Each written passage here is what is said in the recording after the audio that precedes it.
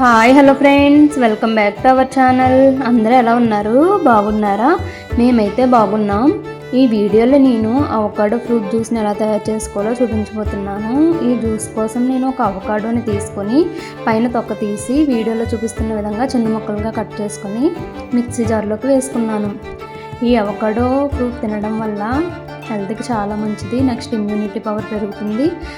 ఎవరైనా డైట్ చేయాలనుకునే వాళ్ళకు కూడా బాగా ఉపయోగపడుతుంది.